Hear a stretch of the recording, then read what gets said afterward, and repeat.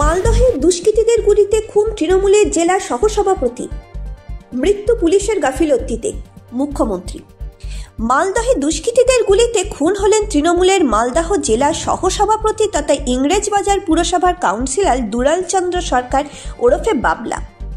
বৃহস্পতিবার সকালে ইংরেজবাজার শহরের ঝলঝালিয়ার কাছে নিজের প্লাইট কারখানার কাছে দাঁড়িয়েছিলেন দুলাল। বাইকে চেপে আসা 3 জন দুষ্কৃতী তাকে লক্ষ্য করে গুলি চালায়। একটি গুলি লাগে মাথার কাছে। সংকটজনক অবস্থায় তাকে মালদহ মেডিকেল কলেজে ভর্তি করানো হয়। পরে সেখানেই মৃত্যু হয় তার। দুলালের মৃত্যুতে শোক প্রকাশ করেছেন মুখ্যমন্ত্রী মমতা বন্দ্যোপাধ্যায়। সমাজ মাধ্যমে তিনি লেখেন, আমার ঘনিষ্ঠ সহযোগী এবং জনপ্রিয় নেতা বাবলা সরকার আজ খুন হয়েছেন। একই সঙ্গে মুখ্যমন্ত্রী লেখেন, তৃণমূলের গোড়ার দিন থেকে উনি, বাবলা এবং তার স্ত্রী চৈতালি সরকার দলের জন্য কঠোর পরিশ্রম করেছেন। বাবলা কাউন্সিলর হিসেবেও নির্বাচিত হয়েছেন। এই ঘটনার কথা জেনে আমি দুঃখিত এবং হতবাক। অপরাধীদের দ্রুততার সঙ্গে ধরা উচিত।